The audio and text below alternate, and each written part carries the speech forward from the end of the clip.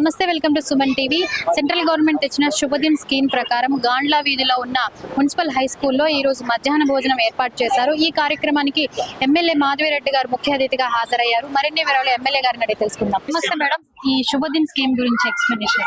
ఈ రోజు తెలుగుదేశం ప్రభుత్వం ఎన్డీఏ కూటమి అధికారంలోకి వచ్చాక ఒక కొత్త మార్పు తీసుకొచ్చినారు. నెలకు ఒక రోజు తిథి భోజనం అని చెప్పేసి ఎవరన్నా దాతలు పిల్లాళ్ళకి అన్నం పెట్టాలనుకుంటే, భోజనం పెట్టాలంటే వాళ్ళు ఆ రోజు వచ్చి వాళ్ళు స్పాన్సర్ చేసి భోజనం పెట్టచ్చు. ఎక్స్ స్టూడెంట్స్ కానీ హూవర్, లేకపోతే బయట నుంచి వచ్చిన ఏదైనా సమాజ సేవ చేయాలనుకున్న వాళ్ళు కూడా ఎవరైనా వచ్చేసేసి గవర్నమెంట్ స్కూల్స్లలో ఏ స్కూల్ అయినా చూస్ చేసుకొని అడ్మినిస్ట్రేటర్స్ ఉంటారు, వాళ్ళతో మాట్లాడేసుకొని ఆ రోజు పిల్లలకు భోజనం పెట్టచ్చు.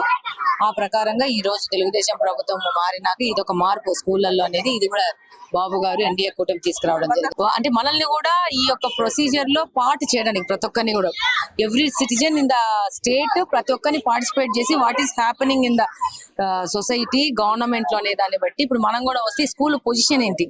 అదే దాతగా నేను వచ్చి ఇక్కడ అన్నం పెట్టాను అనుకోండి, ఈ రోజు వస్తే ఇక్కడ ఏముంది, నాడు నేడు కార్యక్రమంలో అర్ధకరగా రూములు ఫినిష్ చేసేసి 2 రూములలో 5వ తరగతి వరకు ఉంది. ఇక్కడ 5వ తరగతి వరకు క్లాసెస్ ఉన్నాయి. 2 రూములలో ఈ బసారాలో క్లాసెస్ తీసుకుంటున్నారు టీచర్లు.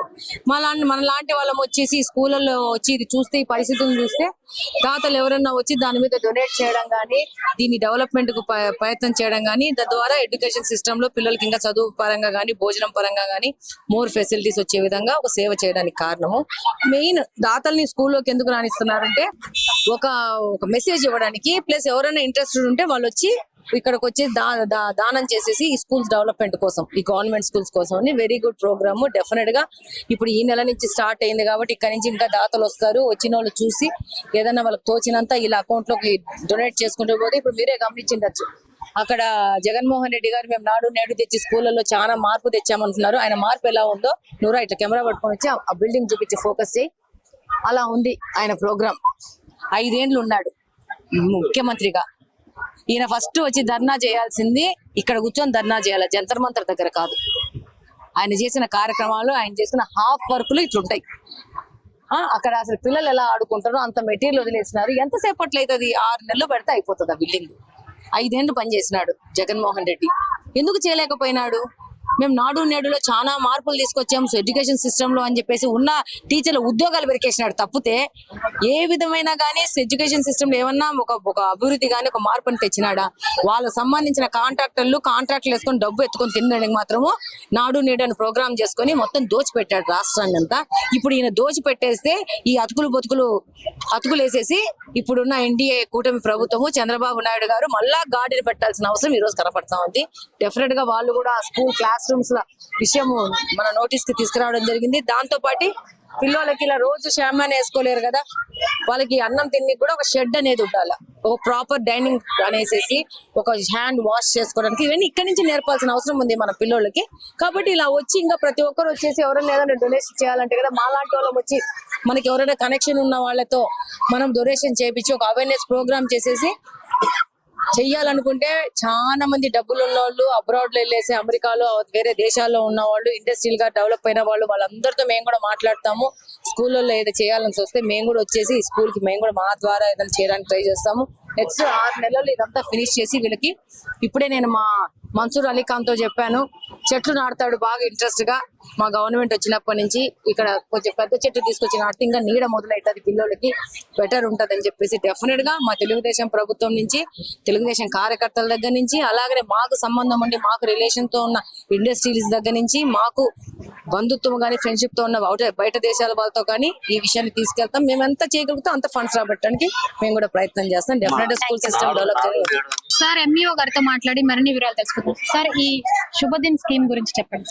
శుభదిన్ స్కీమ్ అనేది వాలంటరీగా పేరెంట్స్ వాళ్ళ ఇంట్లో జరిగే శుభకార్యాలు ఏవైనా సరే, బర్త్డే కానీ పెళ్లి రోజు కానీ ఈ కార్యక్రమాలు వాళ్ళు ఉన్నప్పుడు ఆ పిల్లలకి ఇదోదికంగా స్కూల్స్కి వచ్చి పిల్లలకి సాయం చేయడం అనేది ఒక మంచి ప్రోగ్రామ్ అది.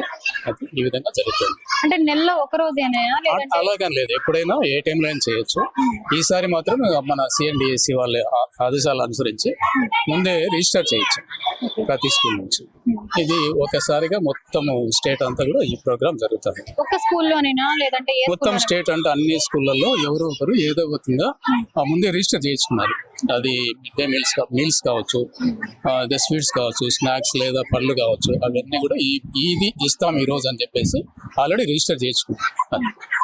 హెచ్ఎం గారిని అడిగి మరిన్ని వివరాలు తెలుసుకున్నాం. నమస్తే మేడం. నమస్తే అండి. మేడం, ఈ శుభదిన్ స్కీమ్ గురించి ఒకసారి. శుభదిన్ స్కీమ్ అనేది ఇది సప్తా శిక్షలోని ఒక పార్ట్ అండి. లాస్ట్ డే మనకి 22 నుంచి ఈ మంత్ ఎండింగ్ వరకు చేస్తున్నాము. 22 పిల్లలకి లో కాస్ట్ టిఎల్ఎం డైలీ ఒక ఇన్నోవేటివ్ యాక్టివిటీ కండక్ట్ చేస్తున్నాము.